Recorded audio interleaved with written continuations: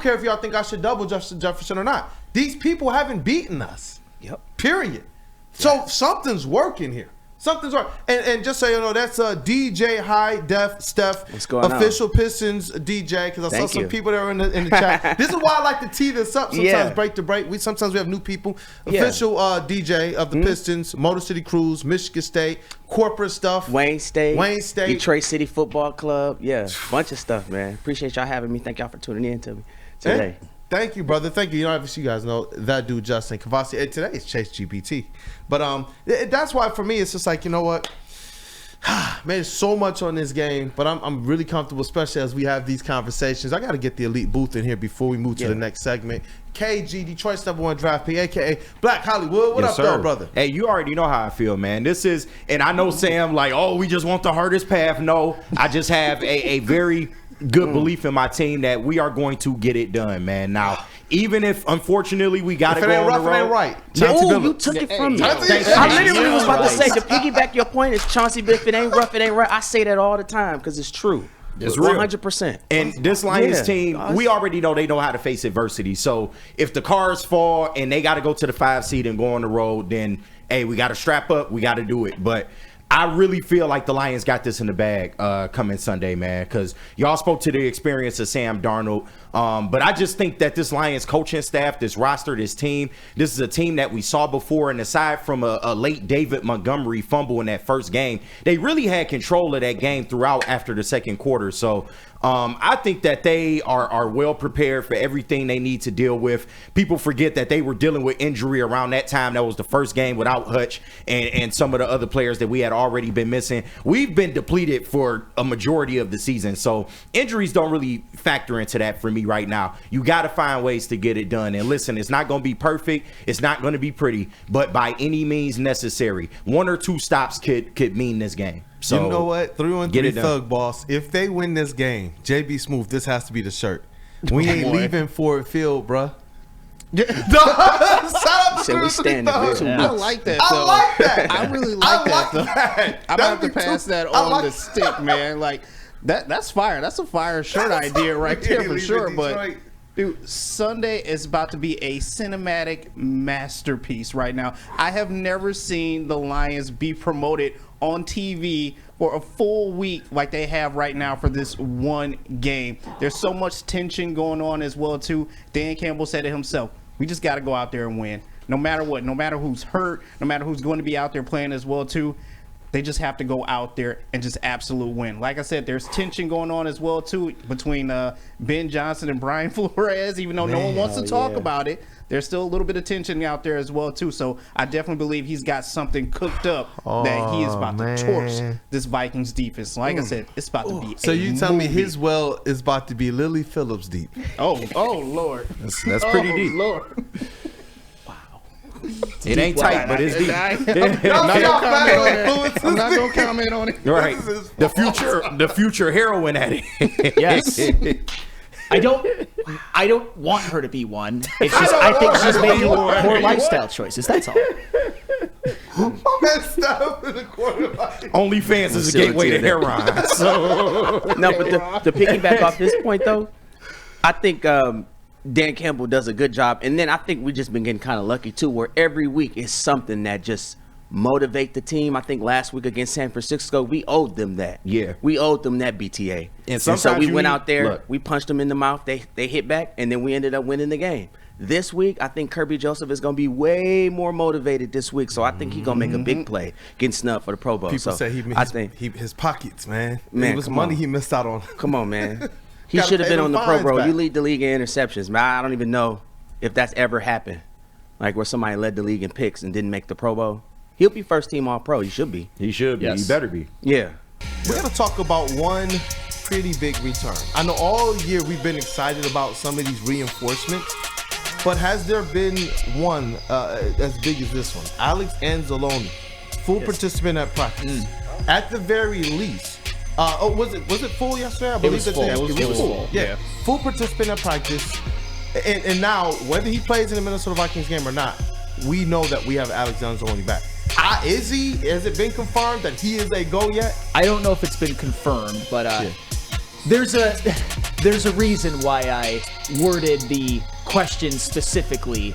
What would an Alex Anzalone return mean for the Alliance this week? I wish that I could say he's back. What does it mean? But the fact that he participated in full, I think, is a pretty good sign that he's going to play. And honestly, the fact that he's practicing full this week, so I'm assuming he's going to be back in full for the playoffs at the very least. That is absolutely huge. But for the Vikings, to me, when I look at Alex Anzalone potentially being back, I think it's key for him when it comes to two Vikings players in particular. One being Aaron Jones, who had a good game against the Lions the last time they played, and the other being TJ Hawkinson. I feel a lot more comfortable with Anzalone being out there getting the snaps instead of a Ben Neiman or Jalen Reeves-Maybin combination. Respect to those guys, they've done their job when they've been in, but Alex Anzalone's a different animal.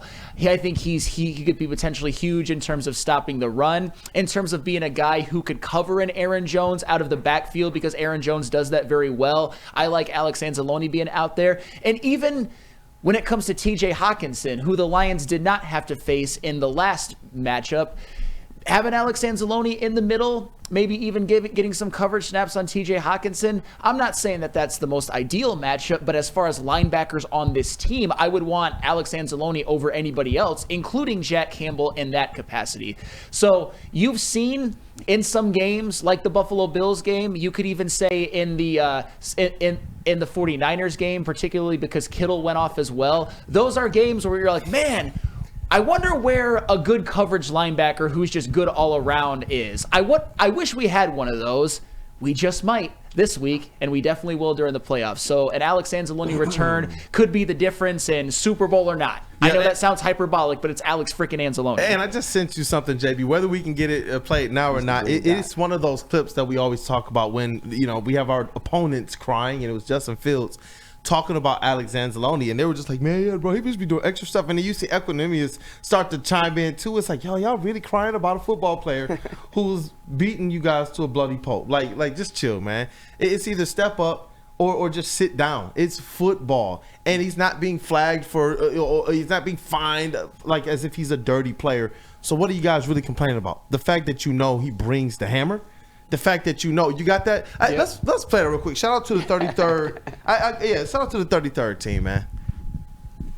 Y'all got some dirty players on your team. I'm not gonna cap, bro. No, we don't. I know we don't. Look, bro, who's dirty? Who is 34, dirty, bro? Anzalone, bro. 34 is not dirty. Anzalone, bro. He be doing a little bit too much extra stuff for me, dog. He just plays hard. That's how we're taught. We're gritty. I'm cool with that. But all the extra stuff, like, I'm cool with all that. Like, tackle me, boom. All right, get up. I'm sorry, I had a whole point. Extra, bro. You gotta do it too much. Amon-Ra, what do you mean? We're gritty. Like, you're right. But that's the thing. It's like when you talk about Alex Anzalone, we got our opponents literally crying and complaining about our defenders that are going to play. That's what excites me about him being back. And it's this. It's not like he hurt the legs or anything of that nature. So him coming back, he still has the opportunity to cover, still have the speed, sideline to sideline that he's had all season. I assume that he was still staying in shape. Even when he broke the forearm, he just walked off. Like, I'm like, bro, man, you don't even have a tear. You broke your arm. And he's just like, yeah, it's broke. As if, yep, demon time right now. And that's why Vikings, if he's out there on that field, be worried. Straight up. Yeah. It's such a big return. As I said before, that Buffalo Bills game, I'm not saying Josh Allen was on a heater of all heaters, but I do think it would have been more difficult for him to. At least I think that Alex Anzalone could have done a better job on a Ty Johnson than someone like Quan Alexander did. I mean, I think Ty Johnson just caught another pass. But and as I mentioned before with San Francisco, George Kittle, as I unfortunately predicted, he went off in a way. And I think Alex Anzalone just being there as that coverage linebacker makes it a little bit more difficult. And going into the Vikings, there are matchups in which, the Vikings, let's just say it, they have a very talented offense with some players that can beat us. And Alex Anzalone could be somebody who neutralizes said players. And that's absolutely huge. We're talking about a 1 seed. We're talking about the playoffs where you're going to have to play some defense.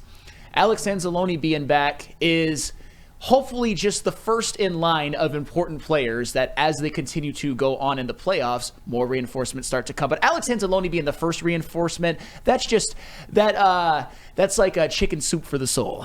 Yeah, I absolutely love that. And you know, what I do love about him, I know we're going to talk about some of this stuff down the line as well, is with some of the issues on that defensive line, and you talk about the need to be able to cover running backs in general, whether stopping the run or stopping them out of the backfield. This is where I am excited to have Alex Anzalone back. Not that it's a referendum on Jack Campbell because he was holding it down, but we do know that you need help as a linebacker, and to be able to have one that can assist in the ways that we know Alex Anzalone can, the ways that we hear people are afraid to be tackled by him now. He's like, yeah, but he tackled me, don't let me get up. Come on now. Wow. And, yeah. And that's where I'm just like, this is it. We already know. Vikings fans already are crying about Kirby Joseph. They're already all over their social media, even in our own chats, and now they're going to be crying about Alex Anzalone, and then they're going to be crying about Iffy Melifonwu. Then they're going to be crying. This is just what it is. And this is why you said it earlier. Yeah. The Lions are effectively that team that is going to, you knock us down, we are not out of it. You're literally going to have to pull out that big musket energy and bang, bang, bang. That's the only way. And the Vikings haven't proven to be that team that can put these Lions away, even when our defense is depleted. And think about this. That win that the Lions had against the Vikings, and I know it doesn't apply much to right now, just think about how huge it was for the trajectory of the Lions season, because that was the first game after Aiden Hutchinson. We were all heartbroken for a couple of days. We didn't know what it was going to look like. And I'm not saying that the defense looked the same right away, but the fact that they were able to get that win, the fact that the Lions were able to actually get back in first place in the division and have the tiebreaker, that was huge. That really catapulted the Lions through that stretch where they continued on that win streak that would eventually get to 11 games. So that's just one of those turning point moments in the season. And I love the fact, both for just the story of it and for what it does in the standings, that it happened against the Minnesota Vikings. Your first game back without Aiden Hutchinson, going into an undefeated Minnesota team and beating them still, huge for this season. And hopefully they get another win on Sunday. I'll give my prediction later, but I got the smile on my face, so you can maybe imply some things. Mm-hmm. Yeah, you know what? We got a lot more of this game to break down. I'm glad that we started where we did as it relates to just the magnitude of this game, and then some of the biggest news, really the second half of the season as it relates to reinforcements. It is Alex Anzalone being back. And so I hope he is out there against the Vikings. I want them to have so much more to think about, because you talk about part of this being the mental aspect of the game. If your opponents are already crying or already thinking or already that, then what? Think about the whole Stafford stuff, and you went the whole offseason doing that stuff just to what? Throw a pick to Kirby in the end zone. There you go. Mm-hmm.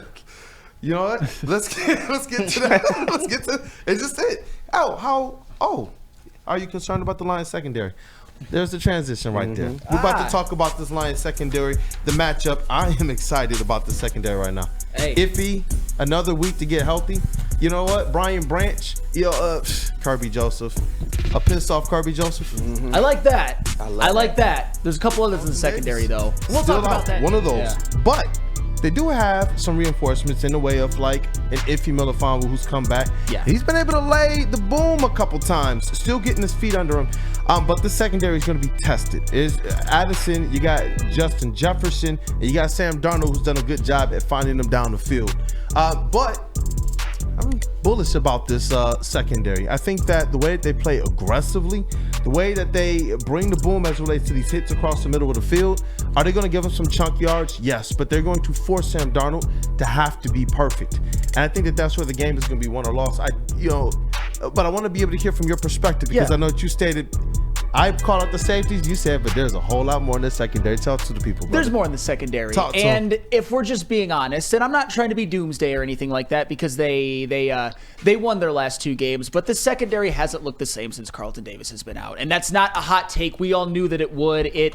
When you lose as many players as you do on defense, you become bend but don't break, whereas if they were healthy, I honestly think they could be a dominant defense, and Aiden Hutchinson would have definitely won Defensive Player of the Year, but that's another story for another day. We got to deal with what is and not what could be.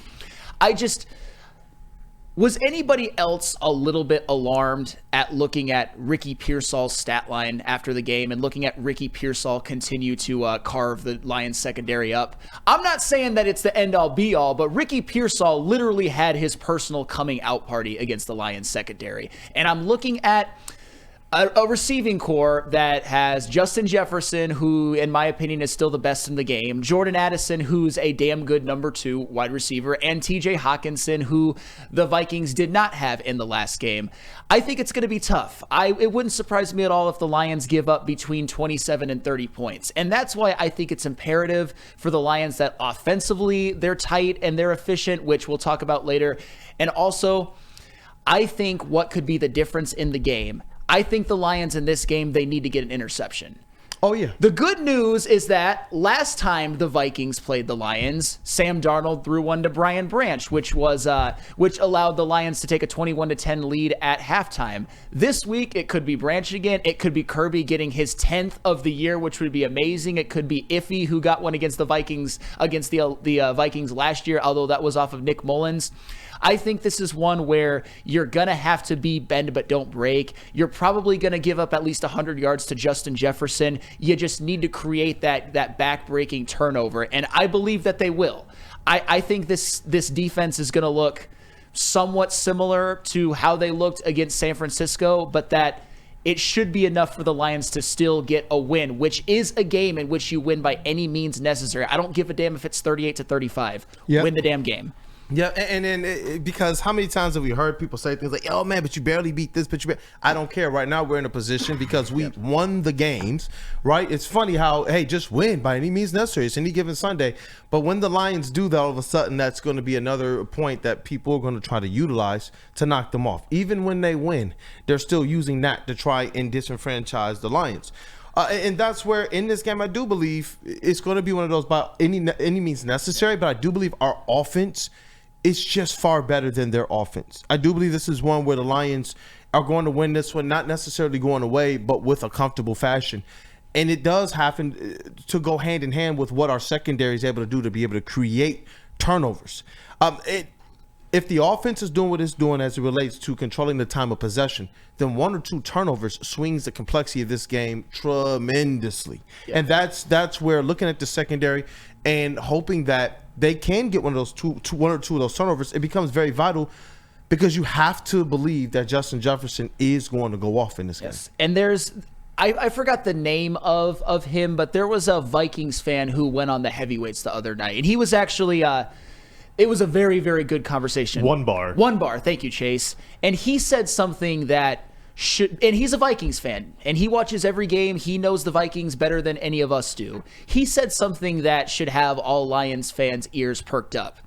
We all know Sam Darnold is having a great year. Nobody has been a bigger proponent of that this year at this network than I have. While some have disrespected, I've been like, Sam Darnold's actually pretty good. But one thing that One Bar said, and you saw it against the Packers, even when they got ahead, and it, in a way, kind of let the Packers back in the game.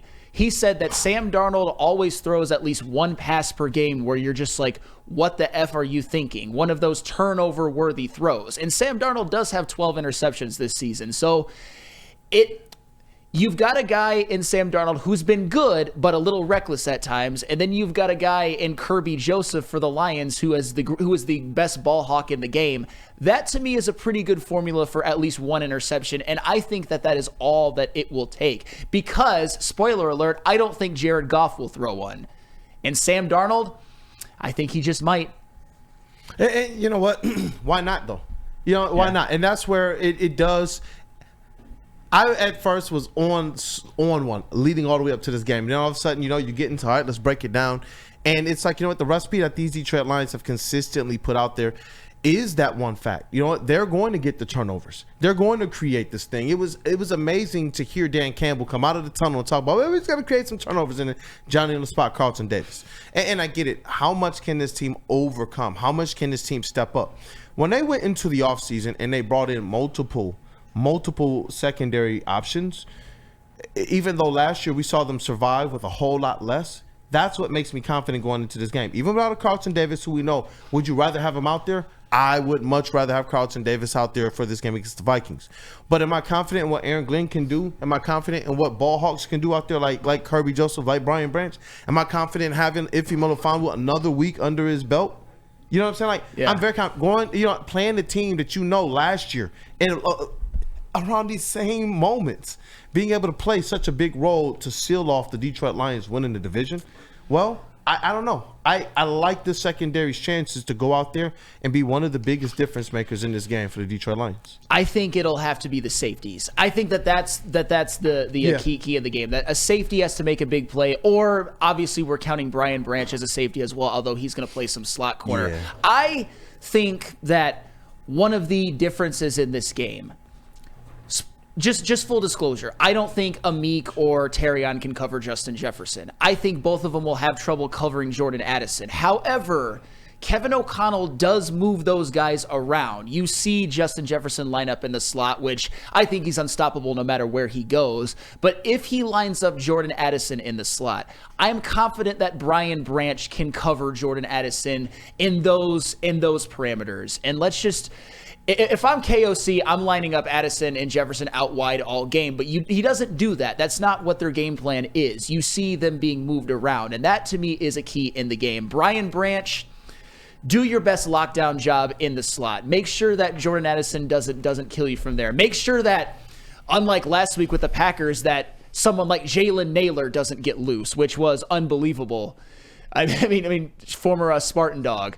So the safety play, Ife Melifonwu, Kirby Joseph, Brian Branch, to me, those are three of the biggest keys in this game to a potential victory. Yeah, and you know what? I do got to ask KG. Listen, you were one of the ones, you've been very, very consistent with Terrion Arnold. And obviously, when we talk about the secondary up against the Vikings, the one name that we know is going to probably get that attention from the Vikings and from fans is going to be Terrion Arnold. How are you feeling about TA heading into this matchup? The biggest game of his career right now. Yeah, he just needs to do his job, man, and we'll be fine. Now, listen, Justin Jefferson is going to get his. I mean, every time they play the Lions, Justin Jefferson seems to go off. Set the expectations for the people. I mean, it just is what it is, man, but it's not about yards at this point. I can't stress that enough. The stats are not going to matter in this game as long as they are not giving up 6 points on some of these drives. This game could literally come down to 1 or 2 stops could win you the game. So, overall, you're going to have to rely on your secondary. They're going to get beat because of just where we're at right now as a defense and just what we have available to us, man. I think a bigger issue is, okay, Justin Jefferson can get his, but Jalen Naylor, you got to be able to stop him. Jordan Addison, you have to be able to stop him. TJ Hawkinson, we can't just let him live in the middle of the field on our defense all day. So if you find ways to limit those guys, let Justin Jefferson have what he wants. But overall, I feel like this secondary will be able to make plays in crucial moments of the game when they need to. And you know why? Because when you look at how they beat the Vikings, right? Yeah. It's all of this single cover, single cover, single cover, single. Whoa. Game stealing interception in zone. You see what I'm saying? Remember we talked about the way Aaron Glenn, for whatever reason, it's like he's playing chess. So it's like, okay, you take a couple pawns, you take my knight, you take my rook. But then all of a sudden it's like ping, ping, ping, ping, ping. We just took your touchdown away. Sorry, we got Kirby Joseph. You know what I mean? It's like that's the equalizer there. And that's the component of it. So, hey, look, Terrion Arnold, go out there and play your best if you're in one-on-one coverage, if they're trying to pick on you. But then all of a sudden, all you need, right? We talk about manufacturing that one. I'm sorry, when you have to force Sam Darnold to throw into our safeties, it's not that I don't think he's a good quarterback, it's that now you're playing the best safeties in the game. Now you got Alexander Zaloni and Jack Campbell back. I'm sorry, I want to one day take a look at all the other linebacker rooms across the NFL, but I like our linebacker room. I like those two. So that's what I'm saying. Now you're having to, when Aaron Glenn decides you think you're getting man coverage, and then boom, no, you're getting sacked by Brian Branch or if you're coming off the edge. Oh, you think you get man coverage, but then no, boom, it's a zone, and now you're throwing an interception to Kirby just sitting there like, cradle it like a baby.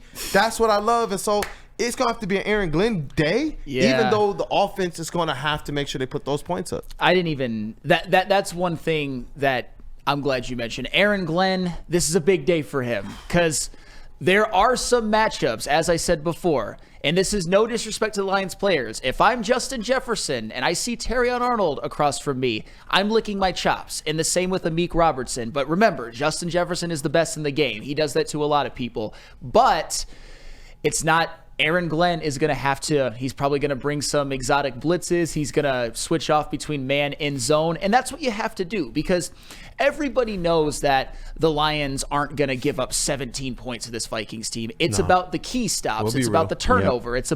It's about the forcing the Vikings to kick field goals. It's about stopping the run as well, which we're going to talk about more later.